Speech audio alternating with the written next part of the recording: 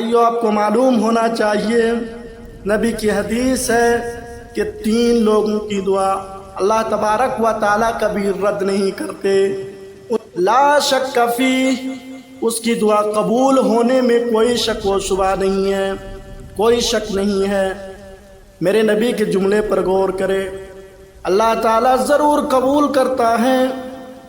اللہ تعالیٰ مجھے اور آپ کو عمل کی توفیق عطا فرمائے۔ پہلے نمبر پر دعوت الوالد لولدہ، والد کی دعا ولد کے لیے، یعنی باپ کی دعا بیٹے کے لیے۔ میں تمام باپ حضرات سے گزارش کرتا ہوں کہ آپ اپنے بیٹے کے لیے کیوں نہیں دعا مانگتے؟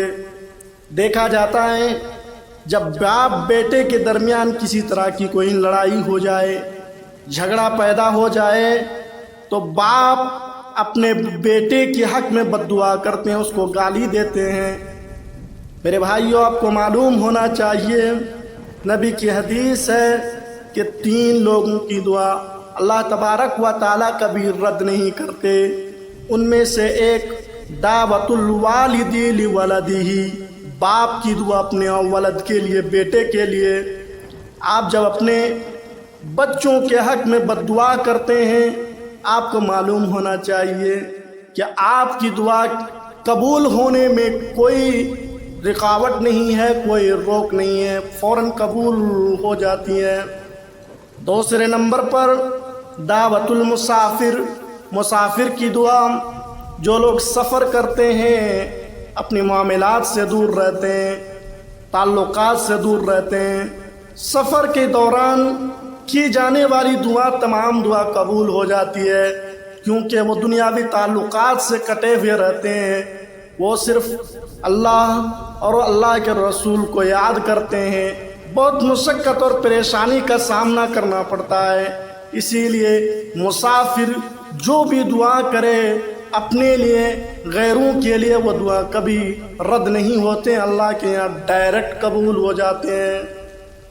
تیسرے نمبر پر دعوت المظلوم، مظلوم کی بد دعا۔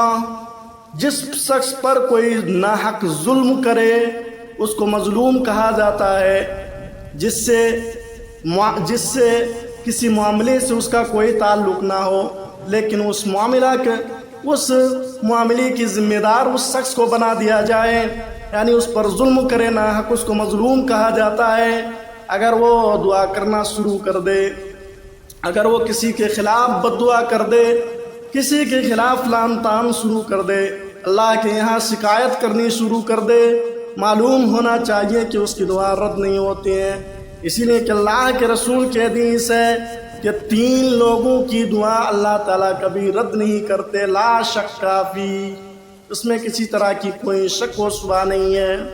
اس لیے محترم دوستو، ان 3 لوگوں کی بد دعا سے بچے، اللہ تعالیٰ کبھی ان کی دعا کو رد نہیں کرتے ہیں۔